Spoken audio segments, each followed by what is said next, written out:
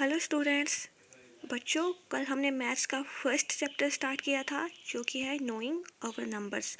तो कल हमने जाना था एब्सोल्यूट वैल्यू के बारे में कि एब्सोल्यूट वैल्यू हम कैसे फाइंड आउट करते हैं और एब्सोल्यूट वैल्यू होती क्या है, और बॉडमास रूल के बारे में कि हम ब्रैकेट ऑपरेशन में बॉडमास रूल का यूज़ कैसे करते हैं। तो आज का हमारा टॉपिक है पावर ऑफ एन इंटीजर। तो पावर ऑफ इंटीजर को समझने से पहले आपको पता होना चाहिए कि इंटीजर होता क्या है। तो इंटीजर बच्चों, इंटीजर होता है आपके पास group of whole number together with negative numbers, यानी कि होल नंबर्स का ग्रुप। अब आपको पता है होल नंबर्स कौन कौन से होते हैं। होल नंबर्स आ गए आपके पास 0, 1, 2, 3 एंड सो ऑन। तो होल नंबर्स का ग्रुप किसके साथ? नेगेटिव नंबर्स के साथ। उसे हम क्या बोलते हैं? इंटीजर। मतलब अब आपके पास इंटीजर कौन कौन से हो गए? 0, 1, 2, 3 so on, -1, -2, -3 and so on. ये आपके पास हो गए इंटीजर।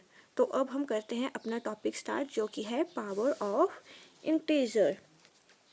तो बच्चों, पावर ऑफ इंटीजर का मतलब है किसी इंटीजर को हम जितनी बार मल्टीप्लाई करेंगे वो उसकी पावर हो जाएगी। जैसे कि यहाँ पे मैंने 2 को किया है 4 टाइम्स मल्टीप्लाई।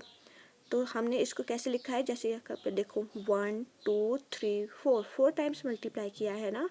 तो हमने इसे कैसे लिखा? 2⁻⁴। तो 2 यहाँ पर आपके पास हो गया बेस और 4 हो गया आपके पास पावर, या फिर आप एक्सपोनेंट भी बोल सकते हैं। तो किसी इंटीजर को कितनी बार मल्टीप्लाई करेंगे वो उसकी पावर आ जाएगी।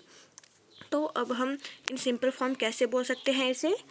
मल्टीप्लाइंग एन इंटीजर, यहाँ पर हमने इंटीजर अपनी मर्जी से कोई ए ले लिया है, by n times means that अब हम किसी इंटीजर a को n टाइम्स मल्टीप्लाई कर रहे हैं तो हम उसे कैसे लिखेंगे? a into so on a। और नीचे कितनी बार मल्टीप्लाई की जाए इसे? हमने n टाइम्स। तो हमने इसे लिख दिया a⁻n, यानी कि a हो गया आपके पास बेस और n हो गया पावर। अब हम एक और एग्जाम्पल कंसीडर करते हैं। यहाँ पर हमने एग्जाम्पल ले लिया -5⁻⁵। और बच्चों, यहाँ पर इंटीजर क्या है हमारे पास? -5। अब बच्चों एक बात, इस क्वेश्चन को सॉल्व करने से पहले मैं आपको एक बात बता देती हूँ। आपके पास इंटीजर अंदर कोई भी हो, कोई भी साइन हो, पर अगर आपके पास पावर इवन नंबर है तो आपका आंसर पॉजिटिव आएगा, अगर पावर ऑड नंबर है तो आपका आंसर नेगेटिव आएगा। अब यहाँ पर आपको पता है कि आपके पास यहाँ पे नेगेटिव इंटीजर है -5, ठीक है, और पावर आपके पास कितनी है? 5 यानी कि ऑड नंबर। तो यहाँ पर आपके पास कैसे आई है इसका आंसर? -5 को आपने कितनी बार मल्टीप्लाई करना है? 5 times. -5 into -5 into -5 into -5 into -5। तो कितने टाइम्स हो गया? 1, 2, 3, 4, 5। अब मैंने आपको क्या बोला कि ऑर्डर, अगर आपके पास पावर ऑड होगी तो आपका आंसर नेगेटिव आएगा, क्योंकि अंदर नेगेटिव साइन है। तो हमारे पास यहाँ पे पता लग रहा है कि आंसर नेगेटिव ही होगा, तो हमने नेगेटिव साइन लगा लिया और 5 को 5 टाइम्स मल्टीप्लाई किया। आपका आंसर आ गया 3, 1, 2, 5। ये आ गया आपका आंसर। अब हम एक और एग्जाम्पल कंसीडर करते हैं। जैसे हमारे पास यहाँ पे है -2⁴। यहाँ पर आपको पता है इंटीजर आ गया आपके पास -2 और पावर आ गई 4 यानी कि इवन नंबर है, तो आपका आंसर पॉजिटिव आएगा। तो हमने यहाँ पे -2 को 4 टाइम्स मल्टीप्लाई करना है, -2 और -2, ये लिख दिया हमने 2 4 टाइम्स, और आंसर हमारा पॉजिटिव नंबर आएगा। 2 2 ज़ा 4, 4 2 ज़ा 8 एंड 8 2 ज़ा 16। तो ये आ गया 16। और बच्चों एक चीज़ का ध्यान रखना है, जो आपको पावर दी गई है आपने उस नंबर को उतने टाइम्स मल्टीप्लाई करना है, ना कि पावर के साथ मल्टीप्लाई करना है। ठीक है, जैसे यहाँ पर 5 है तो आपने -5 को 5 से मल्टीप्लाई नहीं करने लग जाना, 5 को बल्कि 5 टाइम्स मल्टीप्लाई करना है। ठीक है बच्चों, तो आज हम करेंगे अपने एक्सरसाइज 1.1 का फर्स्ट क्वेश्चन। तो आपकी एक्सरसाइज 1.1, तो यहाँ पर आपका फर्स्ट क्वेश्चन क्या है, वैल्यू ऑफ -3, मतलब इसकी एब्सोल्यूट वैल्यू निकालनी है हमने, प्लस -2 प्लस -6 इज। तो हमारा फर्स्ट क्वेश्चन है value of -3 plus -2 plus -6 is. अब मैंने आपको बताया था एब्सोल्यूट वैल्यू के बारे में कि एब्सोल्यूट वैल्यू आपकी हमेशा पॉजिटिव होती है और इन दो लाइंस के बीच में ही लिखी जाती है। तो -3 की एब्सोल्यूट वैल्यू आ गई आपके पास 3, -2 की आ गई 2 और -6 की आ गई 6। तो इसे आपने ऐड करना है, तो कितना हो गया आपके पास ऐड करके 3, 5 और 6 11। तो ये आ गया आपका फर्स्ट क्वेश्चन का फर्स्ट सब पार्ट का आंसर। और आपके पास अब सेकंड क्वेश्चन क्या है,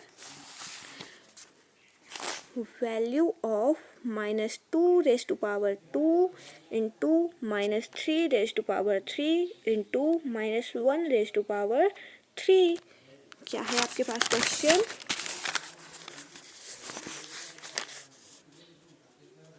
-2⁻² इंटू -3⁻³ इंटू -1⁻3।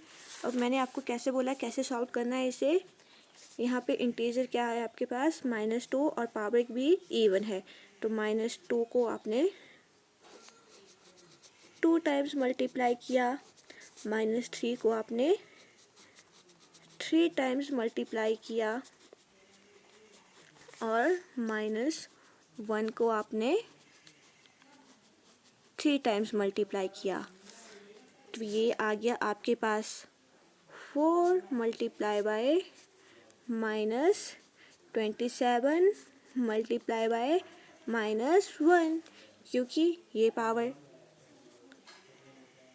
इवन थी तो हमारे पास क्या आया 4, ये पावर और थी तो हमारे पास आया -27, ये भी पावर और थी तो हमारे पास आया -1। तो अब हमारे पास आंसर कितना आएगा, 4 इंटू 27 हो गया हमारे पास -108 इंटू -1, तो ये आ गया आपके पास 108। तो आपका आंसर आपका यहाँ पे सी ऑप्शन राइट है। तो बच्चों अब अगला क्वेश्चन है आपके पास, find the sum of the following. आपको इनमें से सबके सम फाइंड आउट करने हैं। तो फर्स्ट पार्ट है आपके पास -11 एंड -11।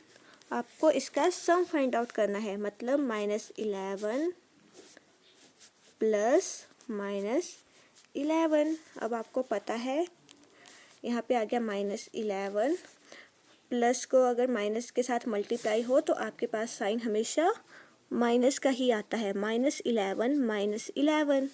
तो ये हो गया आपके पास, फर्स्ट टर्म भी माइनस की है, सेकंड टर्म भी माइनस की है, तो दोनों टर्म्स ऐड होंगी, 11 और 11 हो गया आपके पास 22, और साइन किस चीज़ का लगेगा, नेगेटिव। ठीक है बच्चों, तो जो अगले क्वेश्चन है वो आप अपने आप करेंगे, और जहाँ पर समझ नहीं आएगा वहाँ पर मुझसे पूछ लेंगे। तो आज के लिए इतना ही, थैंक यू।